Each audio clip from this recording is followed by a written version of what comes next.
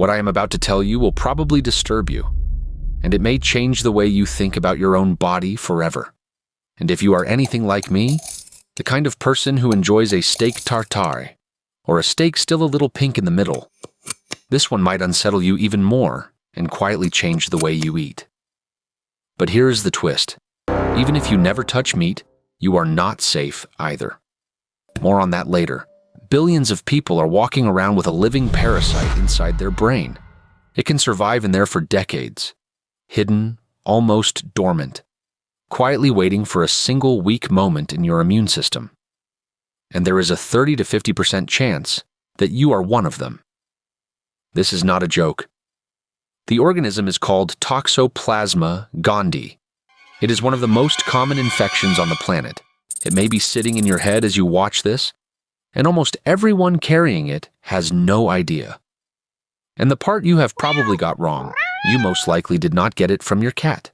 Let me show you the disturbing story behind it. Because it starts with a mouse.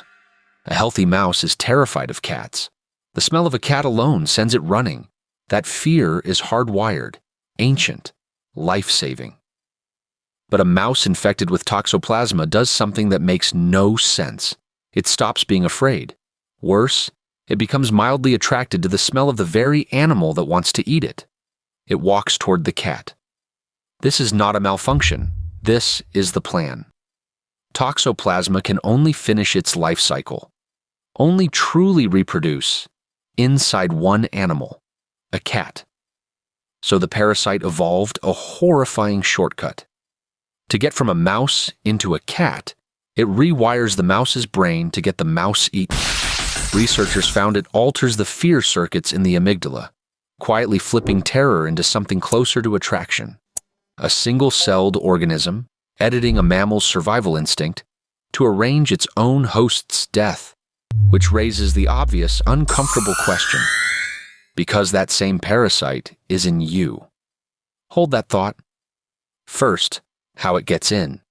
Because the version you have heard is mostly wrong. When people picture Toxoplasma, they picture a litter box. And yes, cats are the center of the story.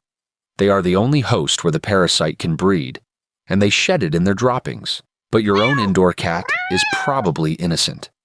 A cat sheds the parasite for only about 1 to 3 weeks in its entire life, right after its own first infection, and then, usually, never again. And what it sheds is not even infectious for another day or so.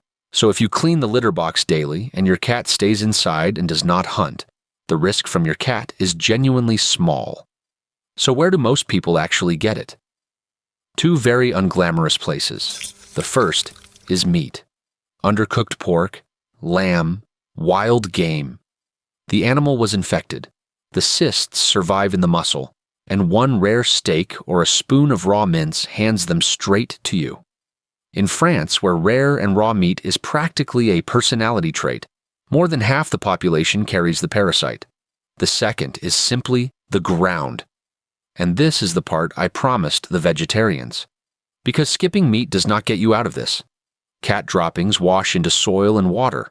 The parasite ends up on unwashed vegetables, in untreated water, on your hands after gardening. Some outbreaks have been traced to drinking water alone. So the call, it turns out, is not coming from inside the house. It is coming from your salad. However you got it, once it is in, your immune system does something clever and slightly unsettling. It cannot kill the parasite. So instead, it makes a deal. The body corners it, and the parasite responds by going to sleep. It curls up inside your own cells, mostly in your brain, your muscle, your heart, and builds a tiny armored shell around itself. A cyst. Inside, it barely moves, barely feeds, and becomes almost invisible to the immune system still hunting it. It is not dead, it is waiting, and it can wait for decades, possibly for the rest of your life. Which brings us back to the mouse. If this thing can rewire a rodent's brain to walk into danger, what is it doing in ours? And here is where I have to be straight with you, because this is the exact part the internet loves to get wrong.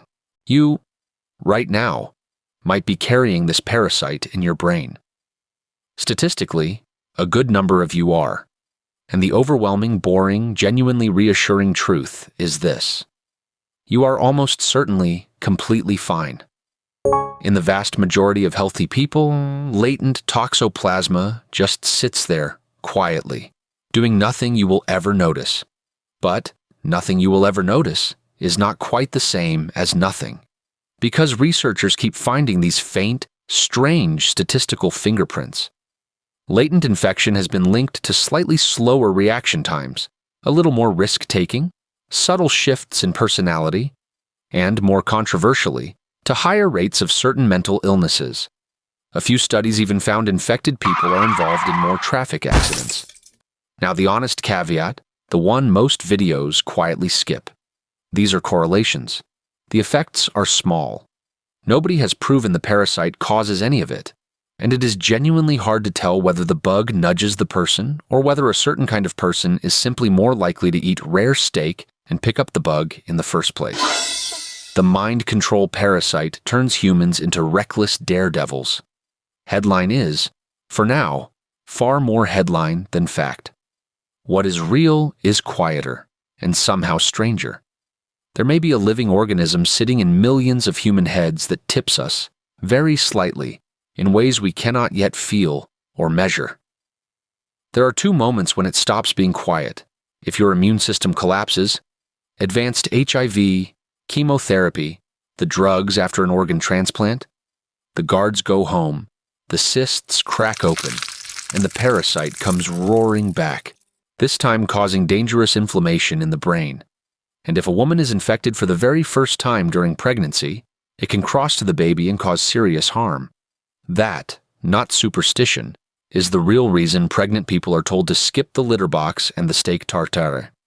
So here is where it leaves us, not with a monster, with something quieter and in a way worse, a passenger, a single-celled hitchhiker that learned over millions of years to reach into a mouse's brain and turn its deepest fear inside out, and that now sits, sleeping, in maybe a third of humanity, including possibly you, doing probably nothing. Probably. We like to think of ourselves as the sole occupants of our own heads. Toxoplasma is a small, patient reminder that we might be sharing, and that we do not fully know with what. This is not medical advice, just the biology of a very good tenant. Sleep well, and maybe cook your meat. And if the little parasite in your brain enjoyed this one, it is going to love the next.